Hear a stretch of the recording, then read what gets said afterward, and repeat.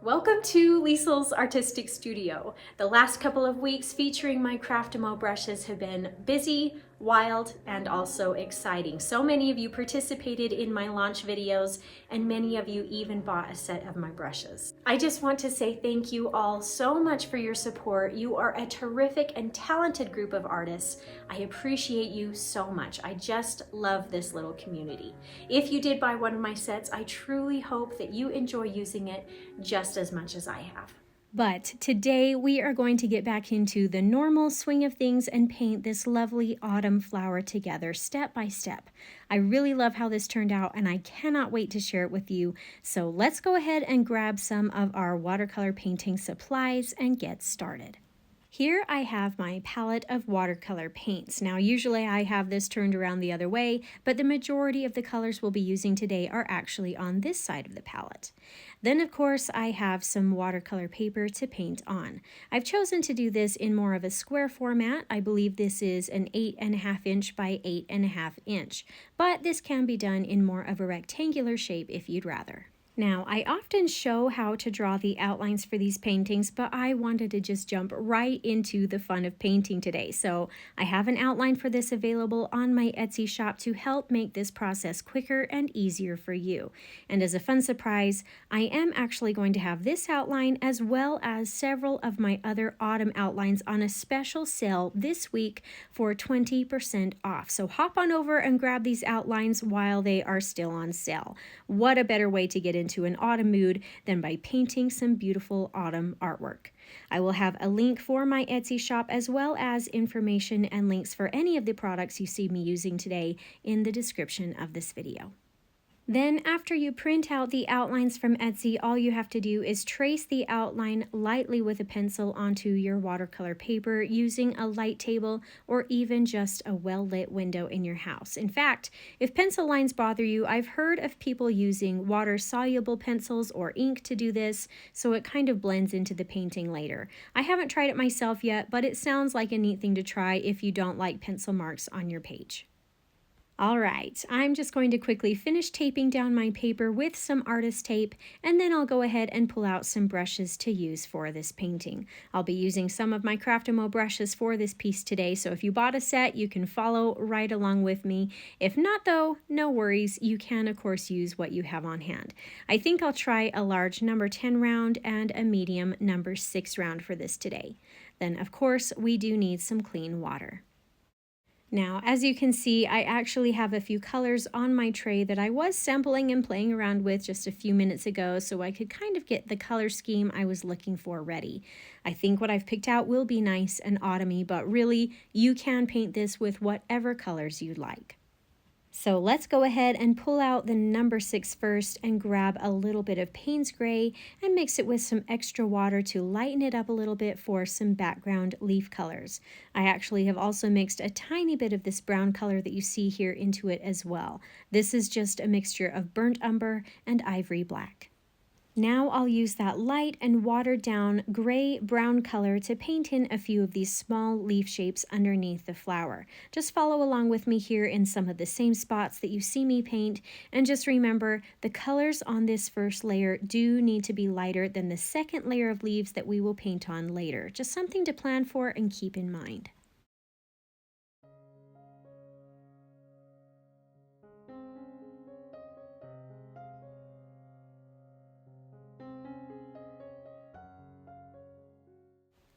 As an optional step to some of these parts, you can come back in here while the paint is still wet and add a little bit of extra color here and there to kind of change up the values so it's not all the same throughout this area. While we work on this, I just want to mention really quickly that I actually almost completely sold out of my brush sets within the first week of them being for sale, which is amazing. I do have a small handful left though, so if you're still interested, you will need to hurry before they are completely sold out.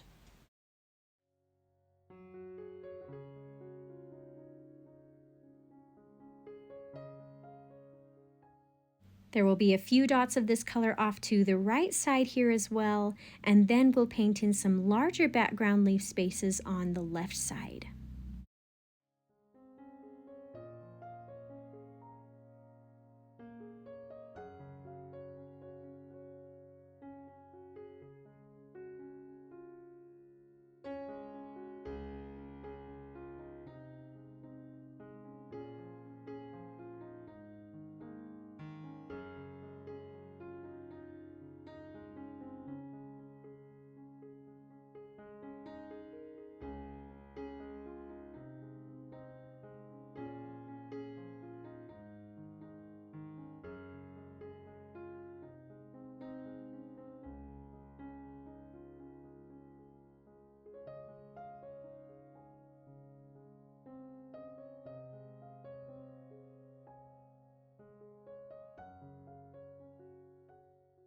Okay, that is a good start there. A little light and neutral in value and color, which is perfect, just what we're looking for.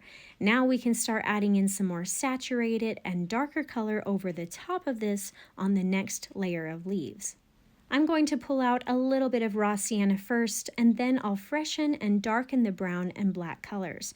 Again, the brown is burnt umber and the black is ivory black. I'm not really mixing them together totally, but they are touching, so I may get some blended colors here and there, which will add a good amount of variety to my page. Let's go ahead and begin painting in some of the leaves using these new colors now. I'll start these first ones by painting them with the raw sienna, and then while that color is still a little wet, I'll add in some of the darker brown or black at the base of the leaf.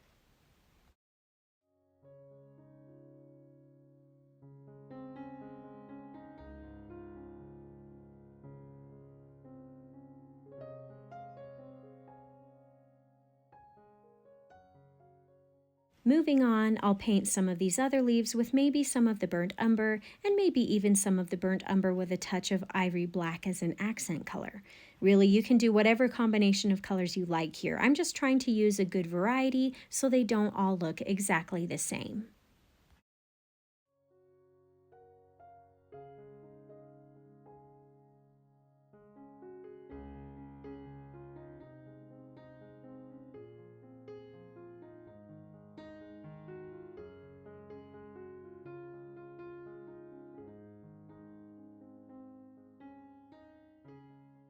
All right, moving on, I'll just continue these more saturated and prominent leaves in the same way. Actually, this one is more like a bud rather than a leaf, but I'll still paint it with the same colors.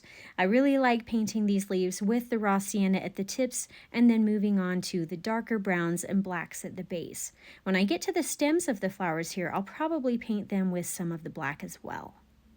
I really enjoy helping people to learn and feel more confident in their artistic abilities, especially when it comes to watercolor painting. So if you're enjoying this tutorial or are finding this helpful so far, I hope you'll subscribe if you haven't already so you don't miss out on any new and upcoming weekly tutorials.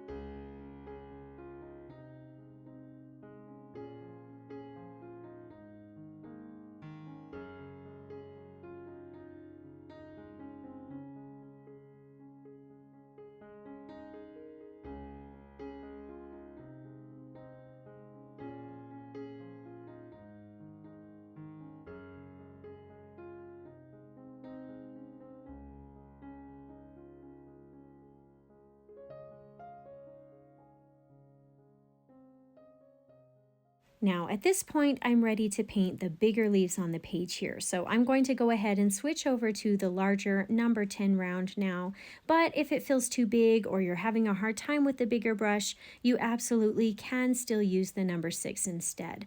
The reason I chose to switch over is so I can cover a little more space a little faster. And in turn, if I work a little faster, then the paint will stay wet longer, allowing me to mix in the other colors before that initial paint starts to dry.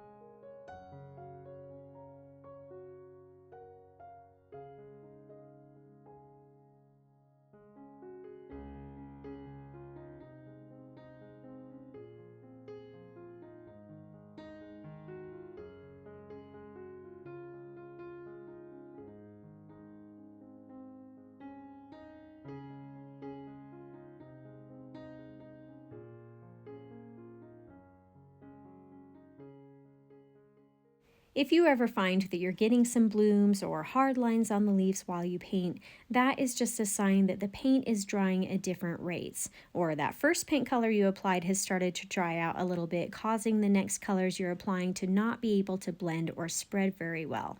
In fact, on this leaf, you can see here that that is actually starting to happen. So to fix that, you can try a couple of things. First, you can rinse and dry your brush off and use the damp brush to kind of spread or soften the hard line, or you can also just try adding more of the color to that dry area. In this case, it would be that initial raw sienna color. Something else you could try that helps keep the paint from drying out as quickly is by using the wet on wet technique, which I use very often, but I didn't do that today. But it would definitely work, especially with these bigger leaves. With this technique, you would just paint on a layer of water first before the color, and then add in the color afterwards. That initial layer of water just helps keep the area even and wet, and also helps the colors you add later blend and spread easily.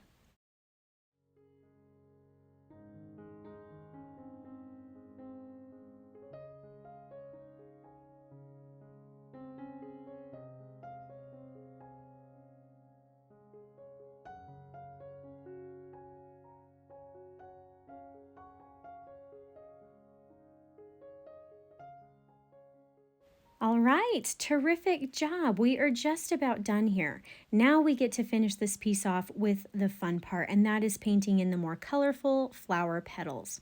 For the colors here, I'm using some Gamboge with a little bit of water added into it so it's not too concentrated. And then we'll mix up a darker shadow color that can be painted on the petals also. Here I've started mixing some Gamboge with a little bit of cadmium orange, and then to tone that color down a little bit more and make it more cohesive to the colors already on our page, I'll also add in a touch of raw sienna. Now let's take some of the watery Gamboge and paint on a base layer of color on the petal. I can use some pretty broad strokes to fill this petal in really quickly. Then I can just come in here and touch up the ends or the tops of the petal with the tip of the brush. Then while that base layer of the paint is still wet, I'll take a touch of the darker shadow color and add in a little bit of accent areas with it. I'll probably focus this darker color on the areas closest to the center of the petal, with maybe a little bit alongside some of the edges. Just make sure you don't end up painting this over the entire petal though. You still want that initial lighter Gamboge to show through here as well. The idea of this is to help give it a bit of depth by having a variety of values. And again, if you ever find you've got too much color on here or it's blending in places you don't want it to, just rinse and dry your brush off and use the damp bristles to spread, wipe off, or soften up some of that color. At this point, I'm just going to continue painting in each petal until they are all complete.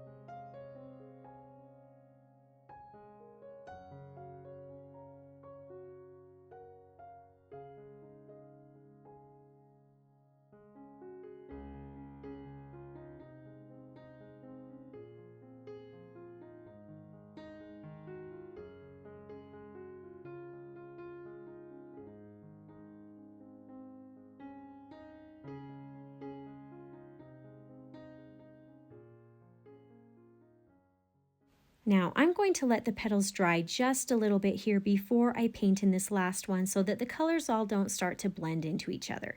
Just give it 5 or maybe 10 minutes. You can use a hairdryer to speed up the process a little bit, or you can just take this opportunity to get up and stretch your legs for a minute. That's actually what I did. I took a short break and then came back to it later. This painting took me about an hour to complete from start to finish, including the breaks I took to let the petals dry, so this really isn't a super time-consuming or complicated piece. Of course, if it takes you longer than an hour, that's totally okay. Don't worry about it. You can take as long as you need to get the look the way you like.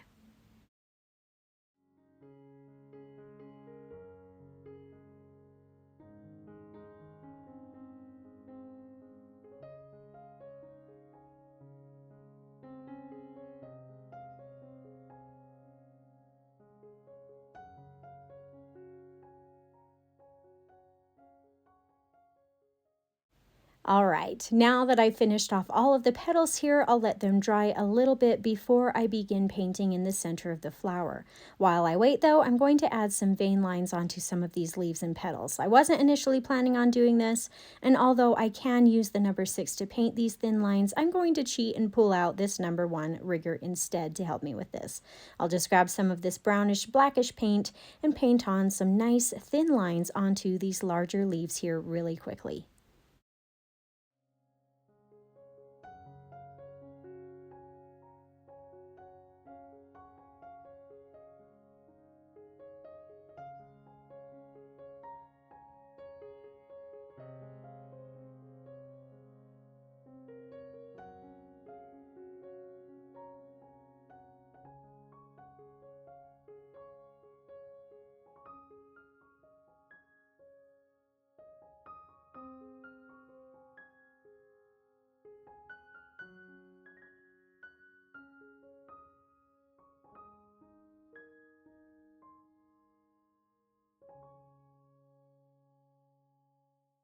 I like the subtle detail that adds to this piece, so I think I may go ahead and add a few small thin vein lines to the flower petals as well. Not too many and not too dark though. We don't want them to overpower the look of the flower.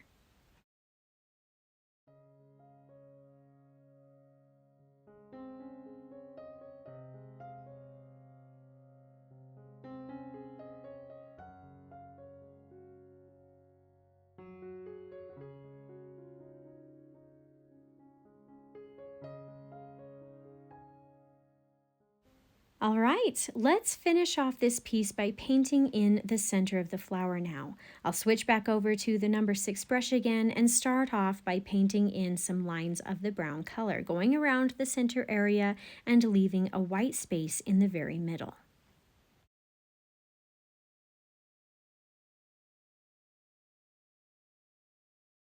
Next, let's grab a bit of black and add some thin lines along the outside edge of the brown we just painted on. If you like and if it helps, you can use the rigger for this part as well.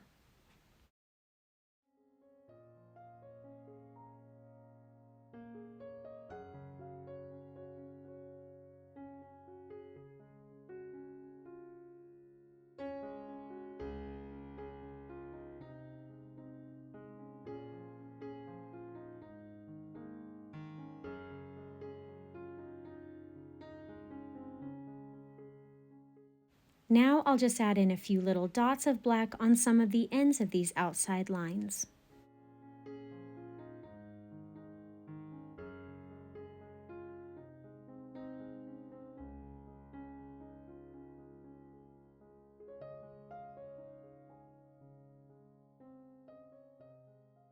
Oh, and one more thing. I forgot to add in a few splatters around the flower. Let's do that really quick, and then we can call this painting done. I'll use a variety of colors for this. Maybe I'll start with a bit of raw sienna first. I'll load my brush and then use a scrap piece of paper to cover up parts of the flower or painting that I don't want to get splatters on. Then I'll tap my brush onto another to release some of the paint. I'll do this around the flower in a few areas and then maybe move on to some darker brown as well. I like the addition of a few splatter marks. These are all very pretty, but they're kind of small, so I might come back in here and just paint in a few larger ones as well.